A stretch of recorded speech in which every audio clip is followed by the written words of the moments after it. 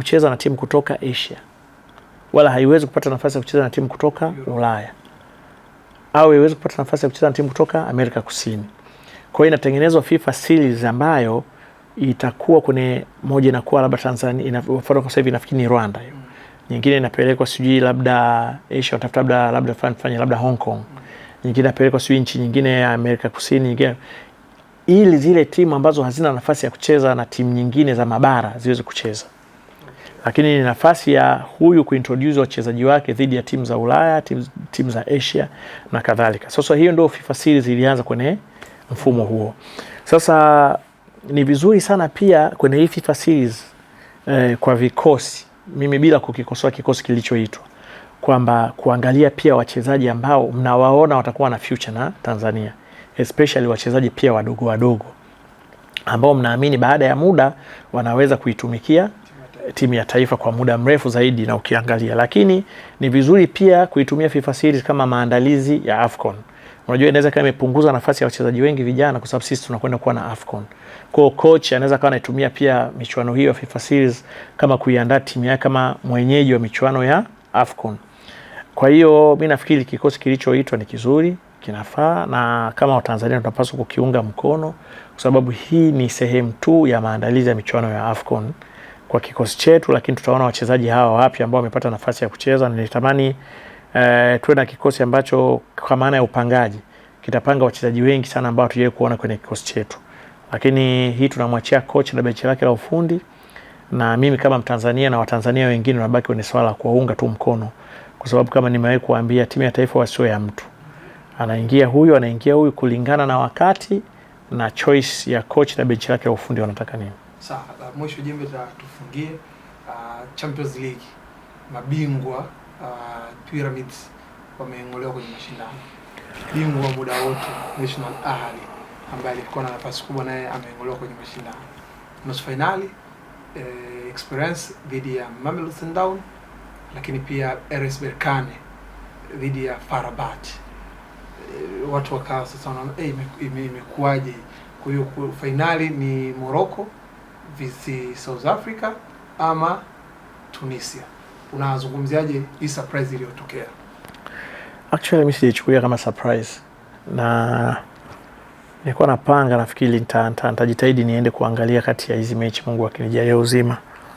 Na nilikuwa naogopa tu mambo ya Iran pale usili kapitiliza huku, kwa hiyo nilikuwa napanga niende nikaangalia. Nimekuwa kawaida yangu, hata msimu uliopita kama nakumbuka niliangalia mechi kati ya Pyramids na Orlando Pirates. Alafu niliangalia mechi kati ya Ahli walicheza na nani? Ahli ambao walicheza finali na nani? Walicheza na Mamelodi. Na Mamelodi. Na nilikuwa nimekaa hoteli moja na Mamelodi. Tulikaa hoteli moja. Mimi hoteli nilikuwa nakaa, Mamelodi walikuja wakakaa pale na Pyramids wakakaa pale. Halafu wao wote ndio wakaingia finali. Lakini mimi nilimwambia kocha wa Pyramids kwamba coach, mkiingia nyinyi finali, mkiwaweza kuwavuka Orlando, basi ninaamini mtakuwa mabingwa. Sababu kwa namna walivyokuwa wanacheza. Lakini safari hii mambo yamebadilika, na unakumbuka niwahi kukuambia hali wao kabisa kuhusiana na timu moja inaitwa FAR Rabat. Nilikwambia kaka, level yao hawa unaweza kushangaa wamefika finali. Kama unakumbuka, leo wako nusu finali katika mechi ambayo na Yanga walicheza hapa Zanzibar, kama unakumbuka. Level yao iko juu sana ya kwa aina yao ya uchezaji, na ukumbuke ni timu ya jeshi.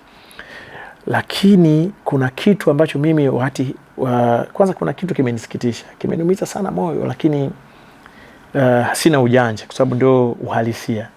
Unajua ukiangalia kwenye Confederation Cup, kama sijakosea ile nusu finali yote ni ya kaskazini.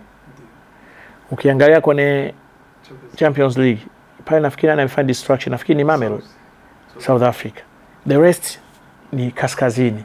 Na hapo unapozungumzia kaskazini, huku wababe Egypt wakiwa wamekatwa twice. Wamevuliwa ubingwa na bingwa mara nyingi zaidi ametolewa.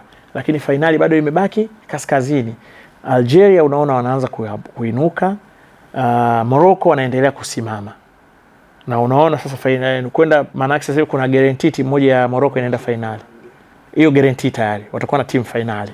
kwenye Champions League, na kama wakienda Berkane maana yake wameenda mara 2 finali, wametoka kwenye Confederation wameenda kucheza Champions League. Lakini ukiangalia hapa katikati Berkane wako wanaonekana kama wamechoka hivi.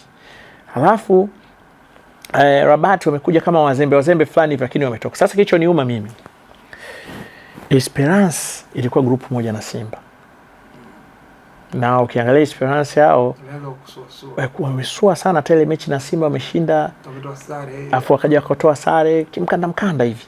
Lakini wameenda wana improve leo, waenda kuivua ubingwa Ahli, wanaipiga ndani nje. Kumradhi, hiyo ilitoka kwetu. Lakini Stade Malien ukiangalia wamekwenda kutolewa na Mamelodi 3-2, tia maji Mamelodi nusura watolewa, na walikuwa mechi ilikuwa ngumu kweli. Lakini FAR Rabat ambayo ilikuwa kwenye group moja na Yanga, na wao pia wameingia hatua hii wakiwa wamemtoa Pyramid, wanamvua ubingwa Pyramid. Exactly. Kwa hiyo unajaribu kuangalia, unasema hizi timu zote ukiziangalia zilicheza na Yanga na Simba. Hawa waliokwenda kumtoa Ahly, hawa waliomvua ubingwa Pyramid, wote walicheza na timu zetu za hapa nyumbani. Na kwenye level ya uchezaji, hata kama wale walionyesha uwezo na timu zetu, mfano kama kipindi kile Simba tulikuwa tunaona ni timu ambayo kiwango kiko chini sana, lakini bado ulikuwa unaona walivyoweza kupambana na Esperance. Yanga waliwafunga hapa, ingawa kweli tuliona ile goli bila shaka lilikuwa ni bao sahihi, na mwamuzi wa pembeni yule, unajua mshika kibendera, aliondolewa kwenye mashindano ya AFCON kwa sababu ya ile issue. Walikuwa wanaficha watu, lakini huo ndio ni ukweli. Lakini bado Yanga walivyocheza na wale, uliona mechi ilivyokuwa ngumu. Exactly. Kwa hiyo level ya timu zetu kwamba bado ilikuwa ni nzuri, kwamba tulikuwa tunaweza kufika zaidi ya pale tulipokuwa. Kwa kuna kitu kama switching sisi tunakikosa ambacho tunaweza tukakifanya, ambacho sisi tunaweza tukakifikia, lakini timu zetu kuna kitu inakikosa. Inawezekana tumekuwa na siasa nyingi za mpira kuliko uhalisia wa mpira wenyewe. Wenzetu wamefocus na wako very serious na hiyo. Nilikwambia nilienda na Yanga nafikiri mwaka 2009 tulienda Tunisia. Tukapata nafasi ya kutembezwa kwenye academy ya Esperance. Hauwezi kuamini, amazing.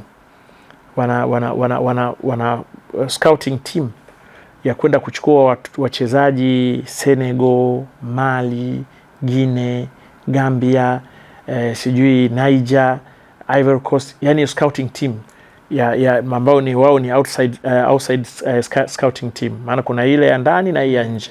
Kwa hiyo ya nje inakwenda kutafuta wachezaji kule.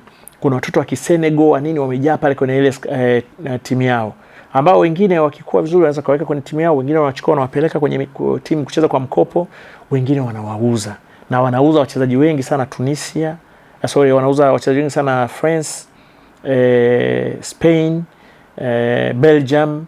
Kwa hiyo wanauza wachezaji wengi sana kwenye nchi ambazo especially hizo wanazungumza sana lugha moja, lakini pia za Ulaya Mashariki wanauza wachezaji. Kwa hiyo wenzetu wameadvance na wamewekeza. Kwa hiyo sisi, kwangu mimi niliona, nimeumia, lakini nakiri kwamba wenzetu wamebadilika na wanapiga hatua. Kwa hiyo siku ya mwisho ukweli unasema. Kwa hiyo na sisi inabidi sasa tuwekeze.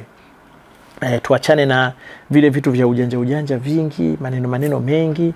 Na ujumbe wangu sasa mimi kwa viongozi wa mpira pia, nilikuwa na tamani sana kuwaona wakiwekeza kwenye mpira wenyewe badala ya kuwekeza kwenye wao binafsi. Maana viongozi wengi wa mpira wamekuwa ni wale wanataka kujulikana au kuonekana wao, na umefikia tu wakati maslahi ya club yanakuwa nyuma, maslahi ya kiongozi na viongozi yanakuwa juu kuliko hata maslahi ya club zenyewe.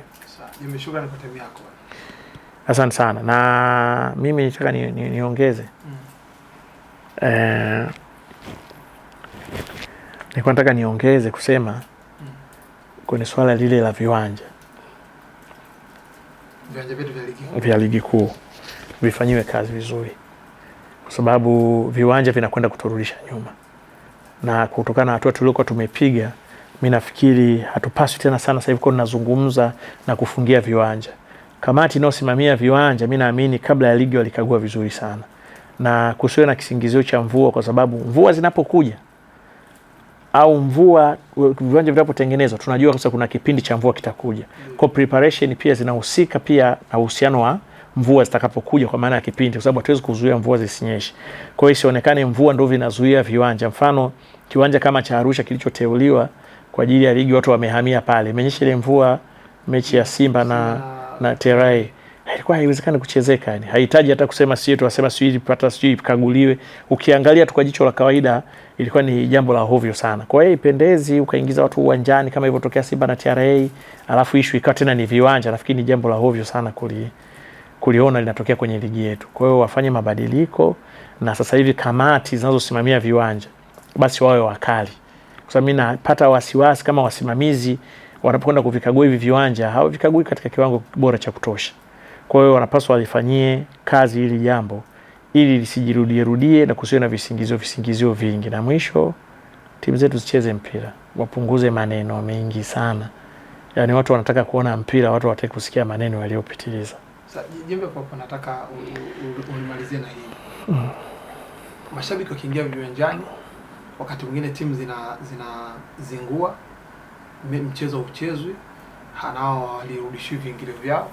Lakini pia sometimes viwanja, mtula mechi ya Simba na TRA, watu wamekuja uwanjani kuja kushuhudia mchezo, alafu mechi haikuchezwa na watu wameshalipa viingilio vyao. Ushauri wako ni upi kwa mamlaka kuhusiana na watu? Kuna siku watu wataangalia leo kwamba kuna mvua, hatuende uwanjani, alafu viwanja vikaa vyeupe kwa sababu watu wanaona kama wanatapeliwa. Tunaenda uwanjani, mechi ichezwe, kiwanja kimeharibika, alafu hamna kinachoendelea. Watengeneze utaratibu wa reference ambao utaonyesha kwamba kama mechi imeahirishwa, mtu tiketi yake bado ipo, anaweza kaitumia tena kwenye mechi inayokuja. Kwa sababu hata mechi na TRA na Simba, kama watu watalipishwa tena ni dhuluma. Kama watu wakienda uwanjani wakaambiwa tena walipe ni dhuluma, kwa sababu tayari mechi hiyo imeshatilipiwa na TRA wameweka mkwanja mfukoni. Na kama maana yake kama kulikuwa kuna mgao wa bodi ya ligi, si mgao sio wa TFF, wameshagawiwa. Kwa maana yake ile mechi itakayokuja itengenezwe utaratibu, watu waingie bure kwa utaratibu mzuri, kwa kiwango kinachotakiwa, ulinzi wa kutosha. Watu wakisha tosha basi useme na watu wameshatosha, asanteni.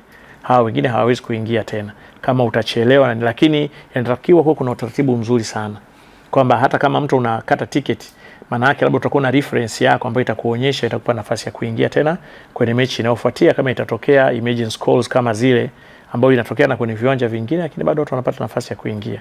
Kwa sababu kama watawachaji watu, maana yake itakuwa ni mechi moja watu wamechajiwa mara mbili.